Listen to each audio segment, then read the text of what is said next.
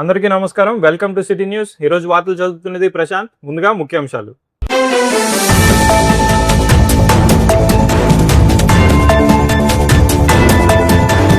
ప్రపంచ రాజకీయాల్లో మరోసారి ఉద్రిక్తతలు పెరిగాయి. చైనా అధ్యక్షుడు జీ జిన్పింగ్ అమెరికా అధ్యక్షుడు డొనాల్డ్ ట్రంప్కు తైవాన్ అంశంపై నేరుగా వార్నింగ్ ఇచ్చారు. ఒమన్, గుజరాత్ మధ్య అండర్సీ గ్యాస్ పైప్లైన్ నిర్మాణానికి భారత్ సిద్ధమవుతోంది. 40,000 కోట్ల రూపాయల ఈ ప్రాజెక్ట్ ద్వారా దిగుమతి ప్రమాదాలను తగ్గించి దేశీయ గ్యాస్ అవసరాలను తీర్చాలని కేంద్రం భావిస్తోంది. ఏపీ రాజధాని అమరావతి పరిధిలోని నిరుద్యోగ యువతకు ఉపాధి అవకాశాలు కల్పించేందుకు ఏపీసీఆర్డీఏ ముందుకొచ్చింది. లైఫ్ సైన్సెస్లో డిగ్రీ పూర్తి చేసిన యువతకు ఉచిత శిక్షణ అందించి అనంతరం ఉద్యోగ అవకాశాలు కల్పించేలా ప్రత్యేక కార్యక్రమాన్ని ప్రారంభించింది.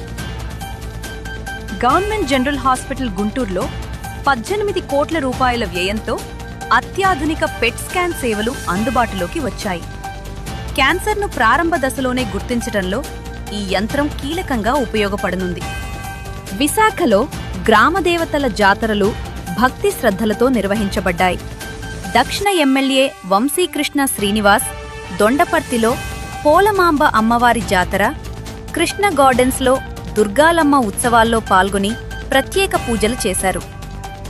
ధర్మశాలలో జరిగిన మ్యాచ్లో పంజాబ్ కింగ్స్పై ముంబై ఇండియన్స్ 6 వికెట్ల తేడాతో విజయం సాధించింది. వరుసగా 5వ ఓటమితో పంజాబ్ ప్లే ఆఫ్స్ అవకాశాలు కష్టాల్లో పడ్డాయి. మిగిలిన 2 మ్యాచ్లు గెలిస్తేనే ఆశలు సజీవంగా ఉంటాయి.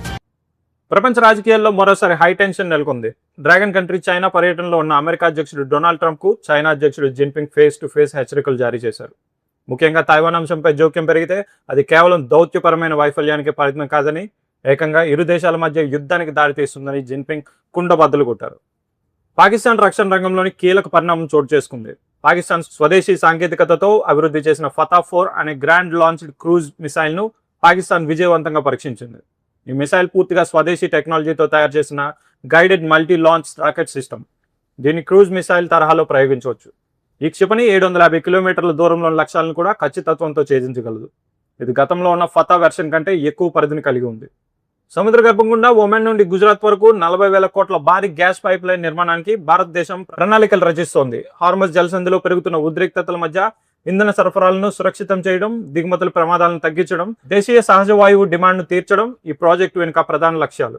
దీని ద్వారా ఇంధన భద్రతను పెంపొందించాలని భారత్ లక్ష్యంగా పెట్టుకుంది. ఆధునిక యుద్ధంలో విడివిడిగా పనిచేయడం కుదరదని రక్షణ మంత్రి రాజ్నాథ్ సింగ్ పేర్కొన్నారు. భూమి, సముద్రం, గాలి, అంతరిక్షం, సైబర్ స్పేస్ తో సహా అన్ని రంగాల్లో భారత్ రక్షణ దళాలు సమర్థవంతంగా ఏకీకృతం చేయడమే విజయానికి కీలకమని ఆయన నొక్కి చెప్పారు. మణెక్సా సెంటర్లో జరిగిన కలాం అండ్ కవచ్ సదస్సులో వీడియో ద్వారా సింగ్ మాట్లాడుతూ, ఒక దేశం యొక్క బలం దాని రక్షణ దళాలు, ప్రయోగశాలలు, పరిశ్రమలు ఎంత వేగంగా ఏకతాటిపై ఆలోచించి పనిచేస్తాయనే దానిపై ఆధారపడి ఉంటుందని ఆయన పేర్కొన్నారు. ఏపీ రాజధాని అమరావతి పరిధిలో నిరుద్యోగ యువతకు ఉచితంగా శిక్షణ ఇచ్చి ఉద్యోగాలు సైతం కల్పించేందుకు వీలుగా రాజధాని ప్రాంత అభివృద్ధి సంస్థ సిద్ధమైంది. ఇందులో భాగంగా లైఫ్ సైన్స్ రంగంలో డిగ్రీ చేసిన వారికి ఈ శిక్షణ ఇచ్చేందుకు వీలుగా ప్రకటన విడుదల చేసింది. అమరావతి ప్రాంత యువతకు మెరుగైన ఉపాధి అవకాశాలు కల్పించేందుకు ఈ కార్యక్రమం చేపట్టినట్లు సిఆర్డీఏ తెలిపారు. ఆంధ్రప్రదేశ్లోని ప్రభుత్వ విశ్వవిద్యాలయాల్లో ఖాళీగా ఉన్న 1,523 అధ్యాపక పోస్టుల భర్తీకి రాష్ట్ర ప్రభుత్వం అనుమతి ఇచ్చింది. ఈ నిర్ణయం నిరుద్యోగ యువతకు పెద్ద ఉపశమనంగా మారనుంది. ఉన్నత విద్యాశాఖ ఈ మేరకు నేడు అధికారిక నోటిఫికేషన్ విడుదల చేయనుంది. ఆంధ్రప్రదేశ్ వైద్య రంగంలో మరో కీలక ముందడుగు పడింది. గుంటూరు జీజీహెచ్లో అత్యాధునిక పెట్ స్కాన్ సేవలు సిద్ధమయ్యాయి. అమెరికా నుంచి ప్రత్యేకంగా తెప్పించిన ఈ అత్యాధునిక యంత్రానికి సుమారు 18 కోట్ల రూపాయలు వ్యయం చేసినట్లు అధికారులు వెల్లడించారు. క్యాన్సర్ను ప్రారంభ దశలోనే గుర్తించడంలో కీలక పాత్ర పోషించే ఈ పెట్ స్కాన్ సదుపాయం ప్రభుత్వ ఆసుపత్రుల్లో ఏర్పాటు కావడం రాష్ట్రంలోనే కాకుండా దేశవ్యాప్తంగా కూడా అరుదైన విషయంగా చెప్పొచ్చు. జనసేన పార్టీ ఆధ్వర్యంలో స్థానిక సంస్థల్లో వార్డులు, డివిజన్ల పునర్విభజనపై కమిటీ సమావేశం జరిగింది. రాష్ట్ర వ్యాప్తంగా పునర్విభజన ప్రతిపాదనలు, ఎన్నికల వ్యూహాలపై నేతలు చర్చించారు.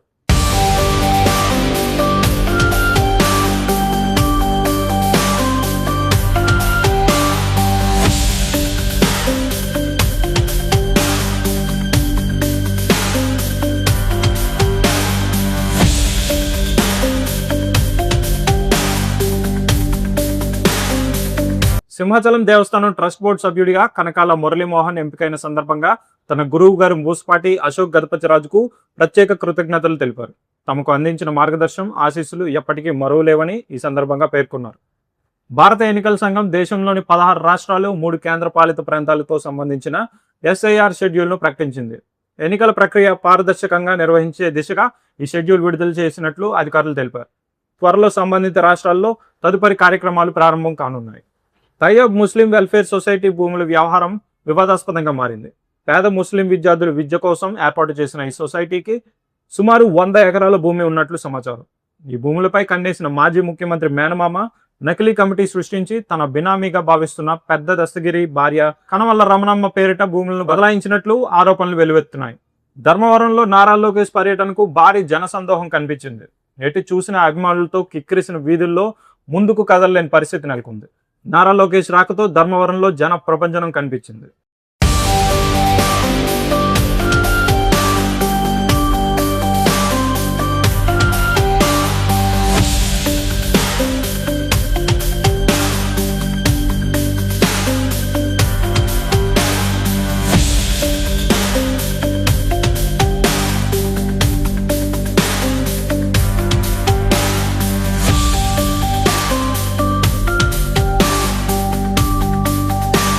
పుటపర్తి సమీపంలో స్టెల్త్ యుద్ధ విమానాల తయారీ ప్రాజెక్టును ఈరోజు భూమి పూజ జరగనుంది.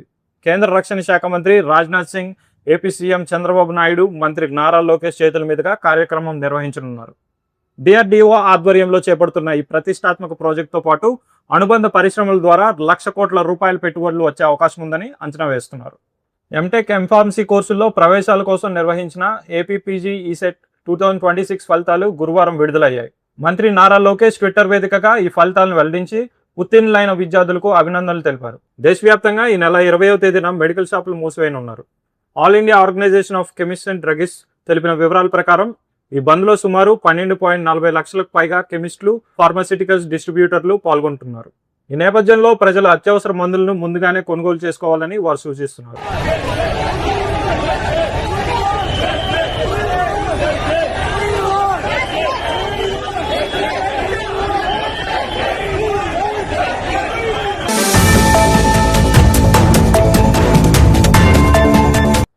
విశాఖ జిల్లా తగలబోల్స్లోని విశ్వం గ్రాండ్ ఫంక్షన్ హాల్లో నాగవంశం విశాఖ జిల్లా కమిటీ నూతన కార్యవర్గ ప్రమాణ స్వీకార కార్యక్రమాలను నిర్వహించారు.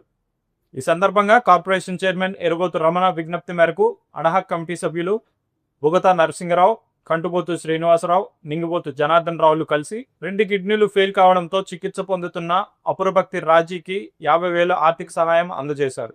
అలాగే 10వ తరగతిలో 550కి పైగా మార్కులు సాధించిన 35 మంది విద్యార్థులకు మెమెంటోలు, నగదు బహుమతి ప్రదానం చేశారు. కార్యక్రమంలో నాగవంశ కార్పొరేషన్ చైర్మన్ ఎరుబోతు రమణతో పాటు జిల్లా అధ్యక్షులు, కార్యదర్శులు, డైరెక్టర్, రాజకీయ నాయకులు, కుటుంబ సభ్యులు భారీ సంఖ్యలో పాల్గొన్నారు.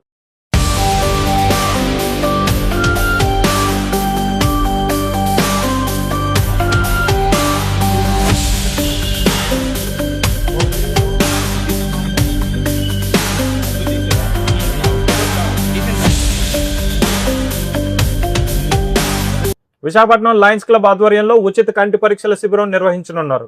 Doctor Srihari Allagadda Lions Netralayam, Lions community centre రామ్నగర్లో ఈ శిబిరం నిర్వహించనున్నారు.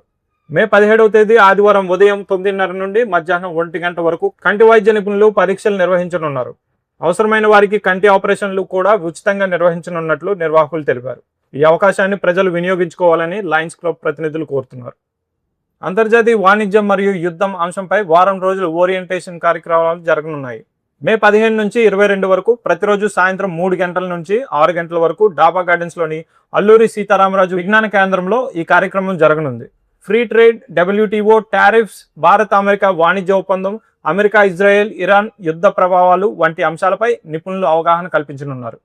పోటీ పరీక్షలకు సిద్ధమవుతున్న విద్యార్థులు, యువతకు ఈ కార్యక్రమం ఎంతో ఉపయోగకరంగా ఉంటుందని నిర్వాహకులు తెలిపారు.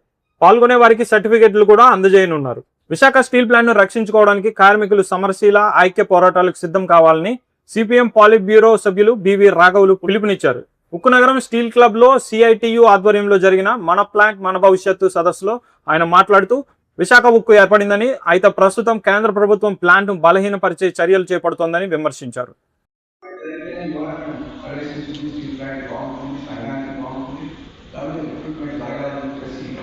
స్వాతంత్ర ఉద్యమంలో చేయాలి. అలాగే ఇప్పటికే పల్లెల్లో ఉద్యోగంలో ఉండి యువకులుగా ఉండి వాడు పాత అనుభవాన్ని నేర్చుకొని ఆ స్ఫూర్తిని నింపుకొని ఈ ఉద్యమాన్ని కొనసాగే పద్ధతిలో చేయాలి. స్టీల్ ప్లాంట్ మనం రక్షించుకోవడమే కాదు, అభివృద్ధి చేసి దేశంలో తలమానికంగా తీర్చిదిద్దడానికి అన్ని అవకాశాలని మనం ఉపయోగించుకోవాలని చెప్పేసి అందుకు సిద్ధం కావాలని చెప్పేసి మీకు అందరికీ తెలియజేస్తూ ఈ పదవి విరమణ చేసిన విశాఖపట్నంలోని శ్రీనివాస్ నగర్ పుట్ట బంగారమ్మ గుడి సమీపంలో గురువారం రాత్రి పార్వతి అనే మహిళ దారుణ హత్యకు గురైంది. దుండగులు ఆమె గొంతు కోసి బంగారాన్ని అపహరించుకుపోయారు. కేవలం బంగారం కోసమే ఈ హత్య జరిగినట్లు ప్రాథమికంగా అనుమానిస్తున్నారు. ఫోర్త్ టౌన్ పోలీసులు ఘటనా స్థలానికి చేరుకొని క్లూస్ టీమ్, డాగ్ స్క్వాడ్ సహాయంతో ఆధారాలు సేకరిస్తున్నారు. అది మాకు సుమారు 8 ప్రాంతంలో వచ్చింది మేడం. జరిగింది అతను హస్బెండ్ 7:30కి వచ్చాడు ఇంటికి. అతను పాన్ షాప్ రన్ చేస్తున్నాడు దొండగోదావరి దగ్గర. అతను ఆమె వైఫ్ ఇక్కడ ఉంటున్నారు, అపార్ట్ ఫస్ట్ ఫ్లోర్లో ఉంటున్నారు. వాళ్ళకి ఇద్దరు అయితే అతను 3:30కి వెళ్ళాడు ఇంటి దగ్గర నుంచి. తర్వాత 7:30కి వచ్చాడు. అయితే ఆవిడ మధ్యలో ఇద్దరికి కాల్ చేసింది. 5:15 కూడా కోరుకోండి కాల్ చేసింది కదా. సో అంతవరకు ఆవిడ ఎలా ఇతను చూసరికి కింద పడి ఉంది. డిస్టర్బెన్స్ అక్కడ స్ట్రగుల్ మార్క్స్ ఉన్నాయి. ఒంటి మీద బంగారు వస్తువులు అవి లేవు. కాబట్టి ఎవరైనా అన్నోను వ్యక్తులు వచ్చి కారం పోవడానికి జల్లి ఉంది కింద చనిపోయింది. బంగారం అంటే వస్తువులు మటఫర్ గేమ్ కింద భావిస్తున్నాయి. ప్రాథమికంగా లోపలమైన వస్తువులు అన్ని చల్ల చెదరై ఉన్నాయండి. ఏ వస్తువులు పోయాయి అలా వెరిఫై చేసి చెప్తాను. వాళ్ళు దూరంగా వస్తున్నారు. గాయాలని కానీ లేకపోతే ఏ విధంగా కొద్ది స్ట్రగుల్ మార్క్స్ ఉన్నాయి. సార్ ఎంతమంది వచ్చినట్లు ఆనవాళ్ళు కనిపిస్తుంది? ఇంకా మనకి తెలియదండి. ఒకవేళ ఇద్దరు చెప్పలేదు. ఇంకా సీసీటీవీ వెరిఫై చేస్తాం. అది కూడా పూర్తిగా తెలియదు. ఎందుకంటే వాళ్ళ మెడలో ఉన్న వస్తువులు పుస్తులు తాడు, నలుగు పుస్తులు తాడు, చెవులు అని చెప్తున్నారు హస్బెండ్. ఇంకా బ్యాగులు అవి అన్ని ఇంట్లో చూసాక చెప్పేసి బ్యాంగిల్స్ కూడా పోయి ఉంటాయి. అంటే మెడ మీద ఏమైనా వచ్చింది సార్? మెడ మీద చిన్న స్ట్రగుల్ మార్క్స్ ఉన్నాయి. ఆల్రెడీ సెకండ్ ఫ్లోర్ కూడా వెళ్ళారు అని చెప్పేసి అది ఎవరు చెప్పలేదండి. తెలియదు. Okay sir. మీరేమవుతారండి?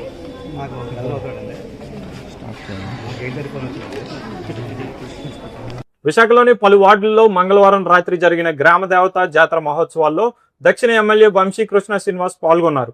27వ ward Dondaparthy Shri Polamamba అమ్మవారి జాతర, 31వ వార్డు కృష్ణ డాబా గార్డెన్స్ లో శ్రీ దుర్గాలమ్మ అమ్మవారి ఉత్సవాలకు ఆయన ముఖ్య అతిథిగా హాజరయ్యారు. అమ్మవారికి ప్రత్యేక పూజలు నిర్వహించి తీర్థ ప్రసాదాలు స్వీకరించారు. గ్రామ దేవతల జాతరలు మన సంస్కృతి సాంప్రదాయాలకు నిలయాలని, ప్రజలంతా ఐక్యంగా ఇలాంటి ఆధ్యాత్మిక వేడుకలు జరుపుకోవడం ఆనందదాయకమని ఎమ్మెల్యే పిలుపునిచ్చారు.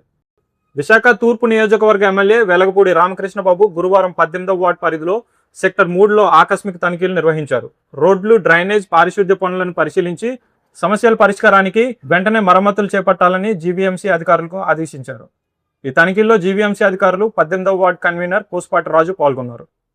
ఇంతవరకు ముఖ్య వార్తలు చూశారు. ఇప్పటి నుంచి స్పీడ్ బైట్స్.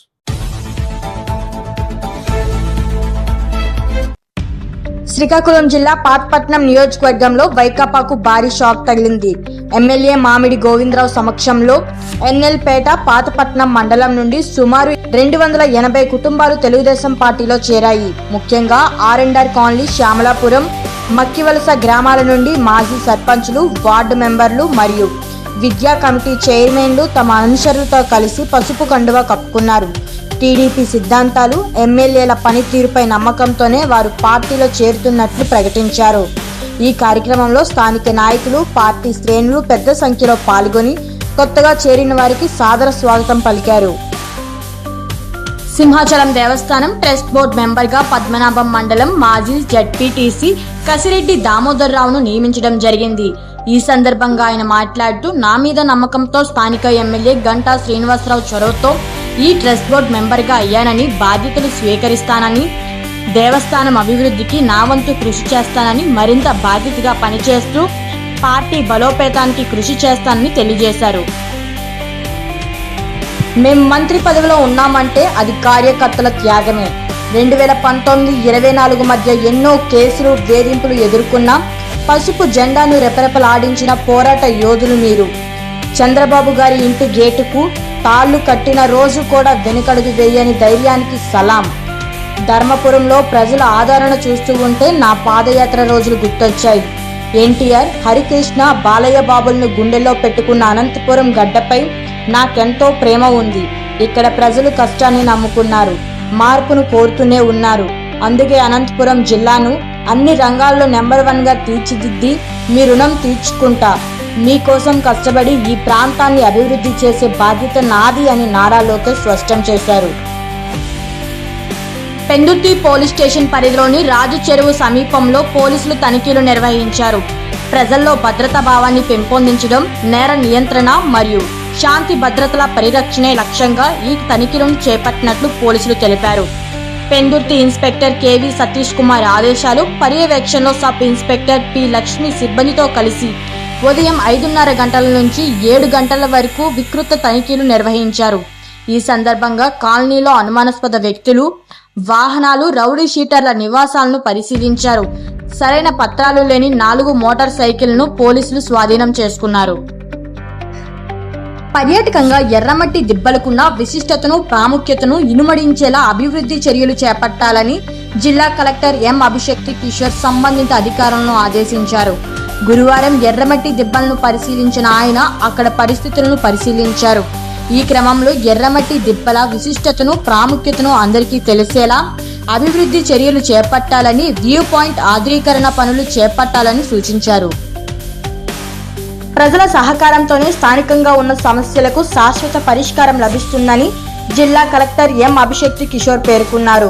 ప్రజా సమస్యలను పూర్తి స్థాయిలో గుర్తించి పరిష్కరించేందుకు రాష్ట్ర ప్రభుత్వం చేపట్టిన 1 మంత్ 1 విజన్ 1 విజిట్ కార్యక్రమంలో భాగంగా భీమ్లీ మండలం టి నగరపాలెం గ్రామంలో 2వ గురువారం జరిగిన రెవెన్యూ వేదికలో ఆయన పాల్గొని ప్రజల నుంచి వినతి పత్రాలను స్వీకరించారు. ఈ సందర్భంగా మాట్లాడుతూ గ్రామంలో ఉండే సమస్యలను గురించి శాశ్వత పరిష్కారం చేసేందుకు ప్రభుత్వం ఈ కార్యక్రమాన్ని అమలు చేసిందని, ఈ నెలలో రెవెన్యూ శాఖ అధికారులు గ్రామాన్ని 4 సార్లు సందర్శించి ప్రతి సమస్యపై క్షేత్రస్థాయిలో పరిశీలన నిర్వహించారని చెప్పారు. ఎస్కోట నియోజకవర్గం పరిధిలోని కొత్త వలసలో పలువురు ప్రజా ప్రతినిధులు, నాయకులు జనసేన పార్టీలో చేరారు. జనసేన పార్టీ విశాఖ నగర అధ్యక్షులు, విశాఖ సౌత్ ఎమ్మెల్యే వంశీకృష్ణ శ్రీనివాస్ వారికి పార్టీ కండువా కప్పి ఘనంగా ఆహ్వానించారు. నరసన్నపేటలో ఈ నెల 16న ముఖ్యమంత్రి నారా చంద్రబాబు నాయుడు పర్యటన సందర్భంగా పకడ్బందీగా ఏర్పాట్లు చేస్తున్నామని ఎమ్మెల్యే బగ్గు రమణమూర్తి వెల్లడించారు. గురువారం నరసన్నపేటలో స్వర్ణాంధ్ర స్వచ్ఛాంధ్ర కార్యక్రమం ఏర్పాట్లు, సభా ప్రాంగణం, తామరవల్లి వద్ద పనులను ఆయన పరిశీలించారు. ఎమ్మెల్యే మాట్లాడుతూ సీఎం చంద్రబాబు స్వర్ణాంధ్ర స్వచ్ఛాంధ్ర కార్యక్రమంలో పాల్గొంటారు. ఘన వ్యర్థాల నివారణ కేంద్రాన్ని ప్రారంభిస్తారు.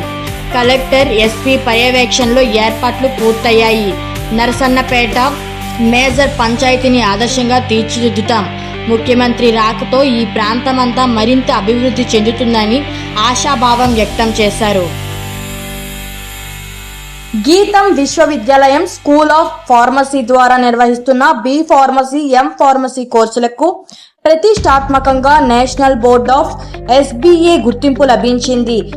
ఫార్మసీ విద్యను కాలానుగుణంగా మార్పులు చేయడంలో భాగంగా 2026-27 విద్యా సంవత్సరం నుంచి artificial intelligence, machine learning, automation వంటి అంశాలను బి ఫార్మసీ కోర్సులో భాగంగా చేస్తున్నామని school of pharmacy principal professor S Srinivas తెలిపారు. భీమ్లీ నియోజకవర్గం పరిధిలోని పెద్దపాలెం, తాళవలస, రాయన్నపేట గ్రామాల్లో చెరువు కలుషిత సమస్యలు తీవ్ర ఆందోళన కలిగిస్తున్నాయి. గ్రామ సమీపంలోని చెరువులకి భారీగా మురుగునీరు, వ్యర్థాలు చేరడంతో నీరు పూర్తిగా కలుషితమై భరించలేని దుర్వాసన వస్తున్నట్లు గ్రామస్తులు వాపోతున్నారు. ప్రత్యేకంగా తాళవలస పెద్ద చెరువుకి స్థానికంగా ఉన్న నారాయణ, తిరుమల, శ్రీ భవిష్య విద్యా సంస్థల నుంచి వ్యర్థాలు వస్తున్నాయి. అయితే గ్రామస్తులు మాత్రం వెంటనే చర్యలు తీసుకోవాలని డిమాండ్ చేస్తున్నారు. గత వారం రోజులుగా దుర్వాసన మరింత పెరిగిందని, ఇల్లు తలుపులు తెరిచి ఉండలేని పరిస్థితి నెలకొందని ఆవేదన వ్యక్తం చేశారు. అనకాపల్లి జిల్లా DVMC సభ్యులు గురువారం రాష్ట్ర ఎస్సీ కమిషనర్ సభ్యులు రావాడ సీతారాంను కలిసి SC/ST వర్గాల సమస్యలపై వినతి పత్రాలను సమర్పించారు. వినతి పత్రంలో ప్రధానంగా 2 అంశాలను ప్రస్తావించారు. పెండింగ్ లో ఉన్న SC/ST అట్రాసిటీ కేసులను పరిష్కరించాలని కోరారు. అదేవిధంగా SC రైతులకు చెందిన PM కిసాన్, అన్నదాత సుఖీభావ పథకాల నిధులను వెంటనే వారి ఖాతాల్లో జమ చేయాలని డిమాండ్ చేశారు. ఈ కార్యక్రమంలో DVMC సభ్యులు ముసలి పైడిరాజు, సహదేవుడు, అప్పారావు, రవి, రాజు పాల్గొన్నారు. కోరిన వరాలు తీర్చే శ్రీ కనక మహాలక్ష్మి అమ్మవారికి ఓ భక్తురాలు విలువైన బంగారు నెక్లెస్ ను బహుకరించి తన మొక్కును తీర్చుకున్నారు. గురువారం ఆలయ ప్రాంగణంలో ఆలయ కార్యనిర్వహణ అధికారిని శోభారాణి, ధర్మకర్తల మండలి చైర్మన్ డాక్టర్ కందుల నాగరాజుకు బంగారు నెక్లెస్ ను అందజేశారు. విశాఖ ఎన్ఈడి ప్రాంతానికి చెందిన అమ్మవారి భక్తురాలు పి పరదేశమ్మ తను కోరినవన్నీ జరగడంతో అమ్మవారికి ఈ మొక్కును చెల్లించుకున్నారు. 3,80,000 రూపాయలు విలువైన 2 తులాల బంగారు నెక్లెస్ ను అమ్మవారి ఆలయానికి అందజేశారు.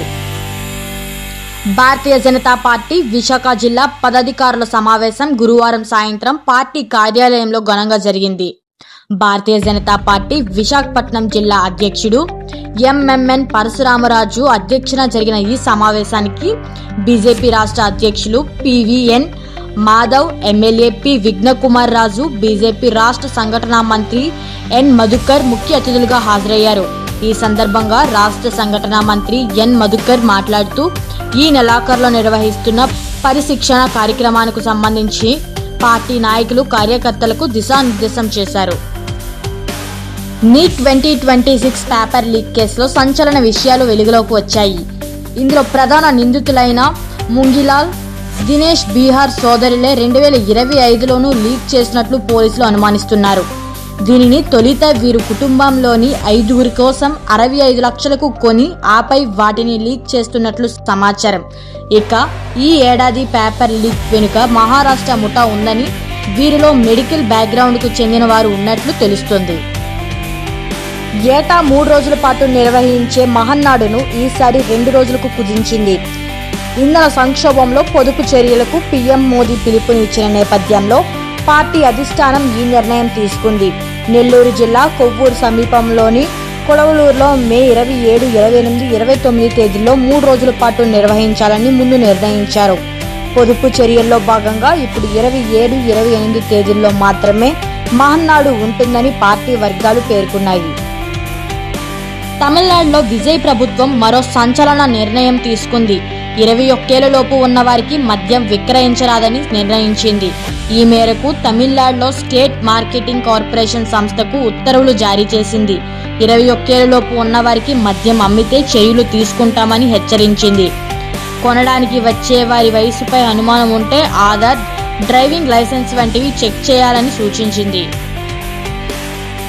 సనాతన ధర్మాన్ని నిర్మూలించాలని తాను చేసిన వ్యాఖ్యలను డిఎంకే అధినేత ఉదయనిధి స్టాలిన్ సమర్థించుకున్నారు.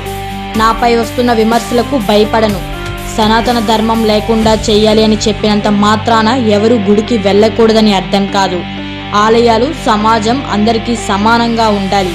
మేము ఎవరి విశ్వాసాలకు వ్యతిరేకం కాదు, అసమర్థలకు, అణిచివేతకు వ్యతిరేకమని ట్వీట్ చేశారు. రాష్ట్రంలో త్వరలో సీప్లేన్ సర్వీసులు అందుబాటులోకి రానున్నాయి. విజయవాడ, శ్రీశైలం, వైజాగ్, అరకు, లంబసింగి, కాకినాడ, రాజమండ్రి, తిరుపతి వంటి ప్రాంతాల్లో వీటిని నడిపేందుకు ఏర్పాట్లు జరుగుతున్నాయి. ఒక్కొక్క చోట 20 కోట్ల ఖర్చుతో ఎయిర్ డ్రమ్ నిర్మాణానికి అధికారులు ప్రతిపాదనలు తయారు చేస్తున్నారు. వచ్చే జనవరి నాటికి సర్వీసులను అందుబాటులోకి తెచ్చే విధంగా కసరత్తులు చేస్తున్నారు.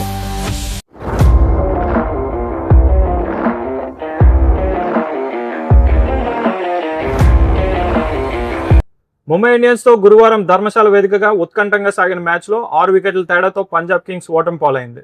ఈ టోర్నీలో పంజాబ్ కింగ్స్ కు ఇది వరుసగా 5వ పరాజయం. దాంతో పంజాబ్ కింగ్స్ ప్లే ఆఫ్స్ ఆశలు సంక్లిష్టంగా మారాయి. ప్రస్తుతం 12 మ్యాచ్ల్లో 6 విజయాలు, ఓ మ్యాచ్ రద్దుతో 13 పాయింట్లతో పంజాబ్ కింగ్స్ 4వ స్థానంలో కొనసాగుతుంది.